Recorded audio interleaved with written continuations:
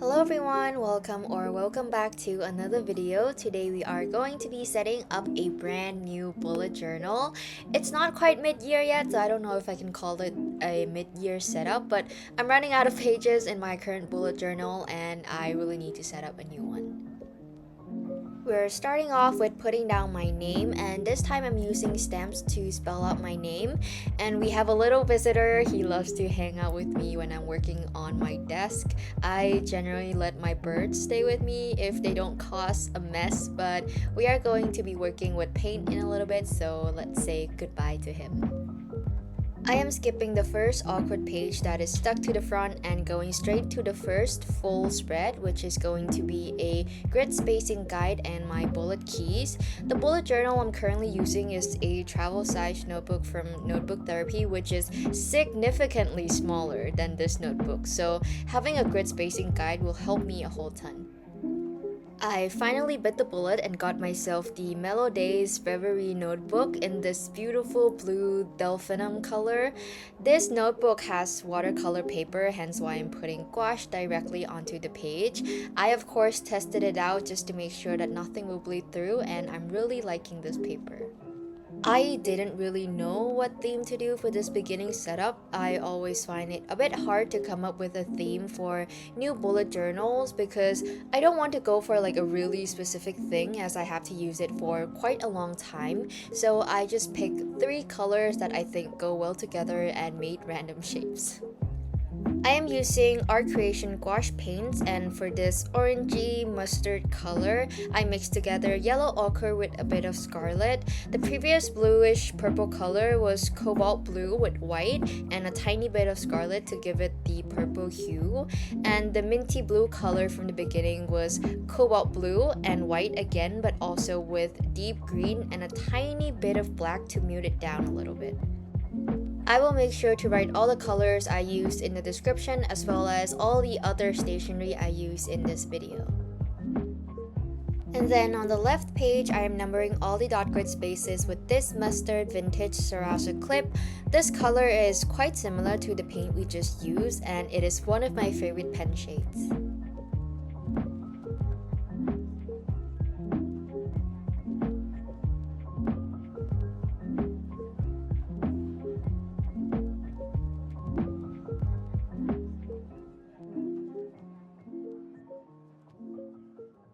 It was kind of difficult to keep the numbers going straight when going over this blue circle, but I managed. And if you were wondering about the number of the dot grids on this notebook, it has 40 grid spaces going down and 20 grid spaces across.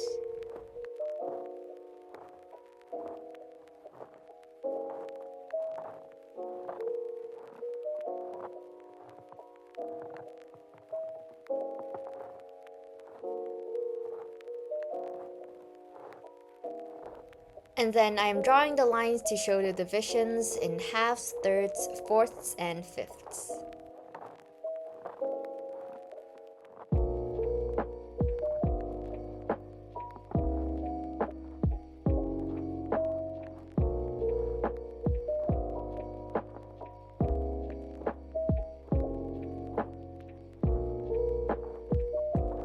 For the part with the blue circle, I just went straight over it, and it was a little difficult again as I couldn't really see the dots, and the lines in that part got quite wonky. I got some comments asking on how I draw these straight lines, and I always say that it's like playing connected dots, but the lines I draw aren't always straight. Like you will see here in a little bit, some of them are really not that straight, and I think that's fine. It's the charm of bullet journaling and creating your own layouts. Mistakes and imperfections will happen, which I think what makes your journal unique. And you can also use a ruler as well if you want your lines to be perfectly straight.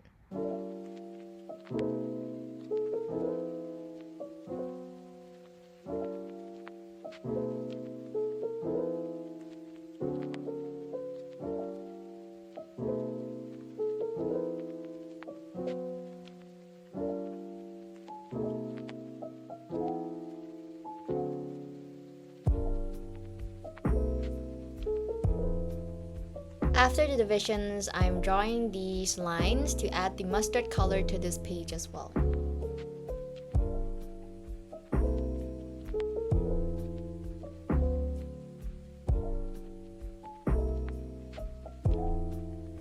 And then I'm taking my wooden stamps and stamping on grid spacing. Most of the lettering in this setup are done using these wooden stamps. It's just an easy way to write titles and things and without having to think too much about it. I also stamped on the keys title, and then I am writing down my bullet keys. I know my keys now as I use them every single day, but writing them down at the beginning feels like a nice way to introduce a new bullet journal. And if you guys were wondering what keys I use, then you can see them here as well.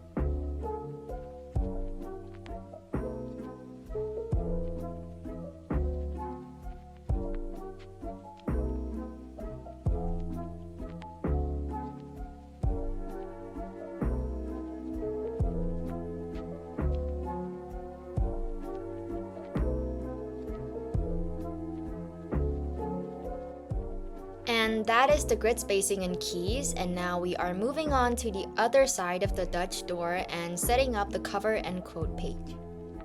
First off, I am painting the edge here to fill in the part of the circle. I feel like this makes the two spreads look more cohesive.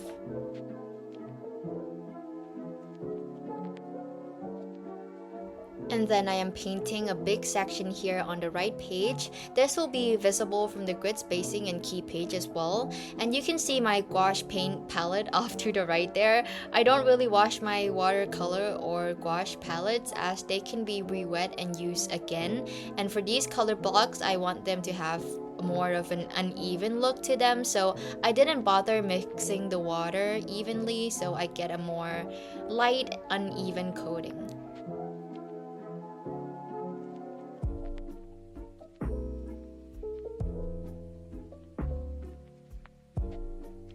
I am using a smaller brush to clean off the edge here, and then we are moving on to the purple color.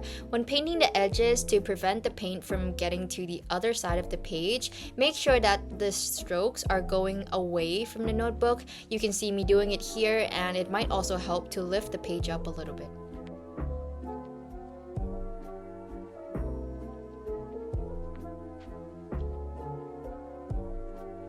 And then down here we are painting a little circle with the mustard color.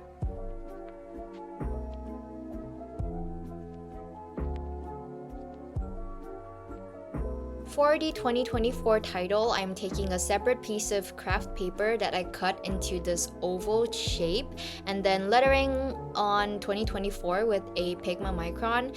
I see a lot of people doing this kind of lettering for their beginning of the year setup, so this might be a little unoriginal, but I do really like the look of it and it is very fun to do. So we are first starting off with drawing the outline of the numbers and then we'll fill it in later. These outlines don't have to be that perfect in my opinion because the way we fill it in will kind of make any imperfection less noticeable.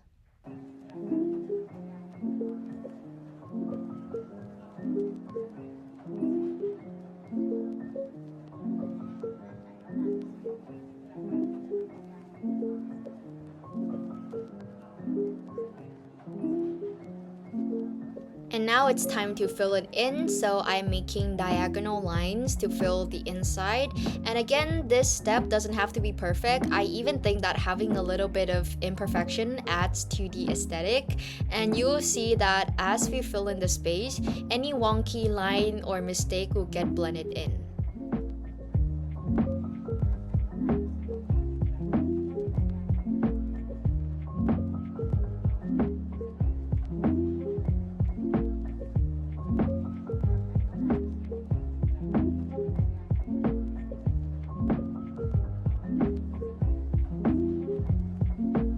Then I am running my Tombow glue tape all over the back of the paper and sticking it onto the center of the page. If you do any kind of journaling, this glue tape is a must-have. I can't even remember the last time I used an actual glue stick because I just love this glue tape so much. Then here I am just using the mustard color again to draw two lines and dragging it from the notebook onto the craft paper.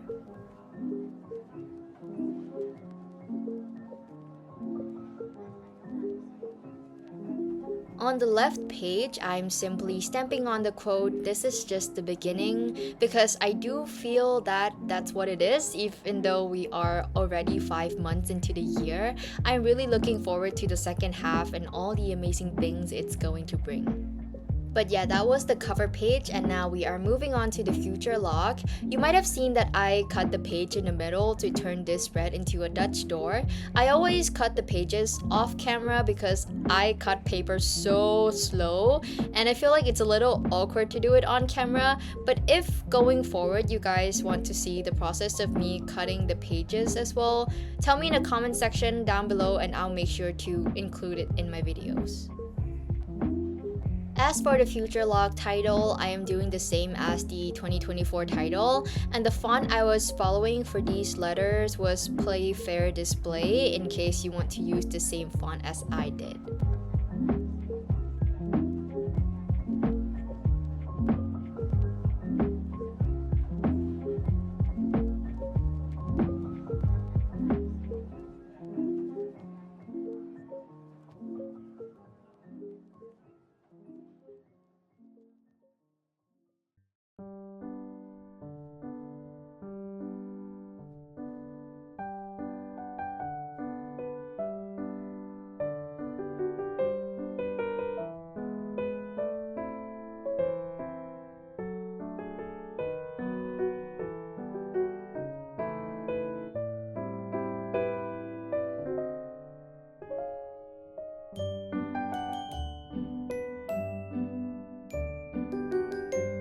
And then I am stamping on the first 3 letters of the month from June to December.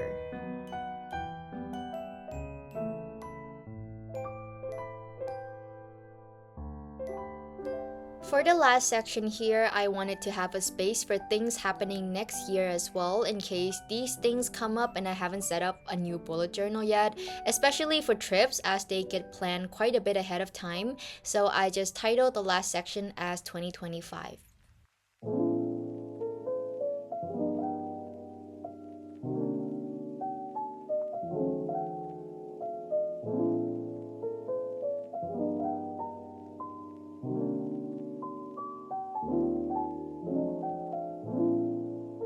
Then I am tediously writing in all the mini calendars. I know that you can get date stamps for these now, but I love the look of it being written by hand and I enjoy doing it anyways.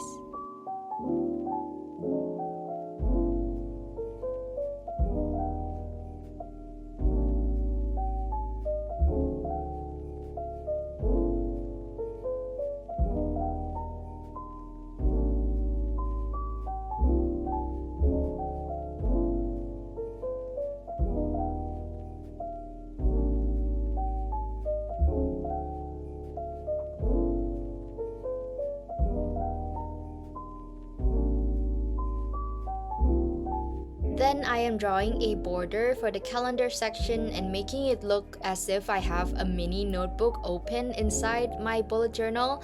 I'm just using a Pigma Micron and making a border that's the same size as the cutout in the middle.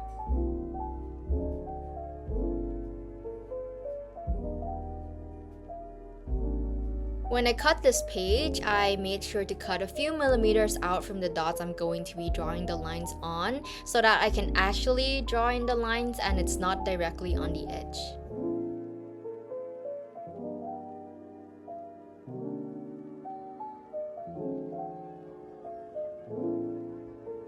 Another tip for drawing straight lines, most people usually have their preferred direction or a direction they are better at keeping the lines going straight. So experiment around, see which way is most comfortable. For me, it's diagonally from top left to bottom right.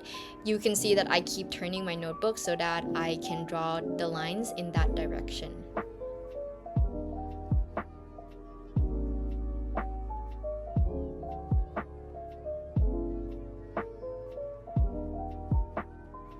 And then at the side of each page we just drew, I am making these little tabs with the 3 colors starting from the mustard. 2 of the tabs aren't really doing anything because the 2 pages on the side doesn't actually move, but they just look very pretty. And for this purple tab, I did put down a piece of paper underneath to prevent it from getting on the other page.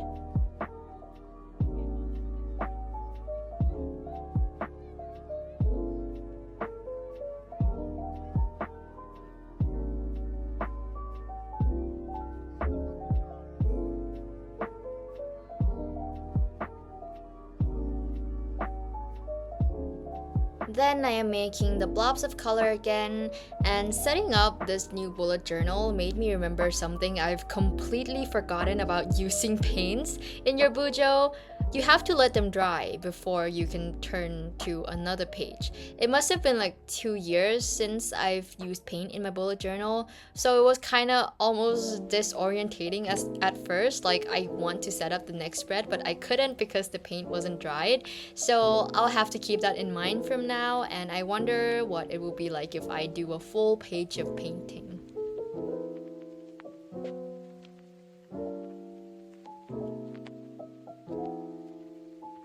My camera cut off for a little bit, but I just added another circle of craft paper and black lines here, and now we will move on to the next 2 spreads, which are my period tracker and a bucket list.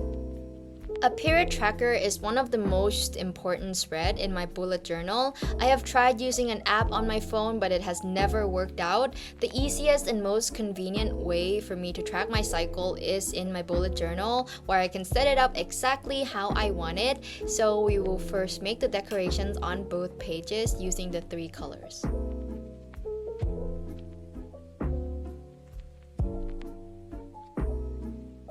To make the lines, I'm just dipping the tip of my brush into the paint so that it doesn't pick up that much pigment, and it helps keep the lines thin.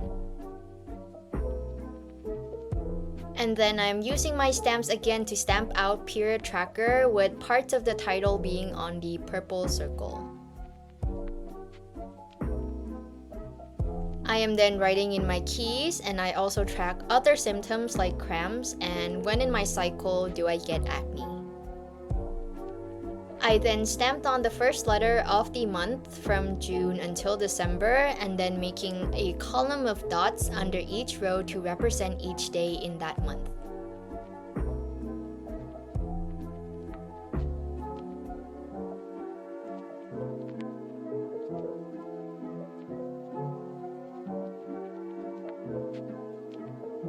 I'm adding a bit more color to the side here, and we'll move on to the final spread of this setup, which is the bucket list. This spread is very minimal and starting with a bit more decoration. Like I've mentioned, I'm really looking forward to the rest of the year, so this is just a place for me to write down all the things I want to do.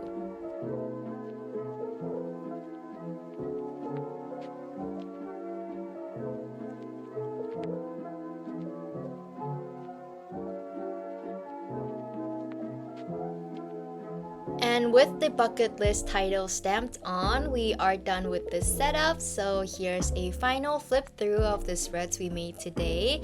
I think all the colors I picked today are so calm and lighthearted, and I'm looking forward to be able to use paints in my monthly setups as well.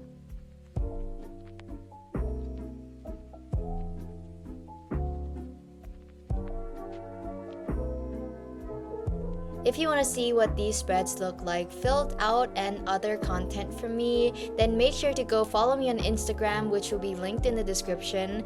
And I want to say a huge thank you for spending your time with me today. Have a wonderful day or night. Bye!